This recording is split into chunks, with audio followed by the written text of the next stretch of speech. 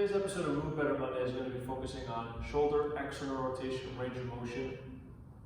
Now this is extremely important for every single person, as rotation of the shoulder tells us how healthy a joint is. But in particular, we're focusing today on how this movement can help us in our backswing.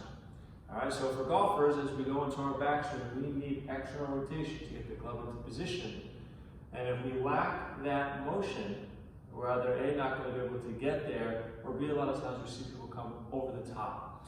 Alright, so when we're going to do this drill, we're going to hold our golf club in our hand, and then we're going to let it fall down right behind the arm here. And then we can kind of grab the club, and what that's going to do is it's going to lock our arm into position. So I can pull my hand forward, like I'm trying to do this motion, and the club will prevent me from doing so. So we call that an isometric contraction.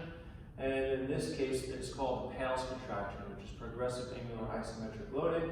Fancy words for stuff that is, we're contracting this up being stretched. So as I pull the club so that my hand goes back as far as I can, I'm going to start to feel potentially some stretch on the front side. We're going to start our PAILs contraction by driving our hand into the top of the club here as I'm trying to pull forward. So we're going to start that off with about a 20% max effort contraction. From here, we're going to push up a little bit harder to our 40%, a little harder to our 60%. Keep creating more tension to your 80%, and we're going to go as hard as we can now. We're creating that internal rotation moment. I'm trying to bring the club head forward. I should be feeling work happening in the front of my shoulder. It's a 10-second hold. And then from here, what we're going to do is we're going to try to rotate our shoulder back more. Can we externally rotate our shoulder? I'm trying to pull back. I'm not really using my hand for assistance here. That's also a 10-second hold, and then we're going to bring the club head back on. And we're going to perform 3 rounds of that.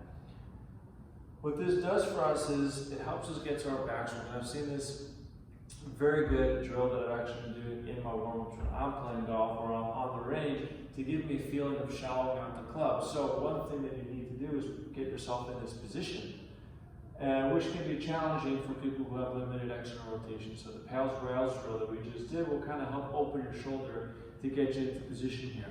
And then what you're going to do from here is you're just going to actually pull down on the club, and that's going to give you that feeling of shallowing out versus coming over the top.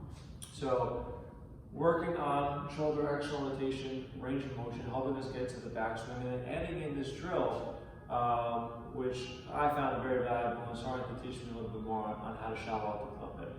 Give this a try, guys, and hopefully you enjoy it. We'll see you next week.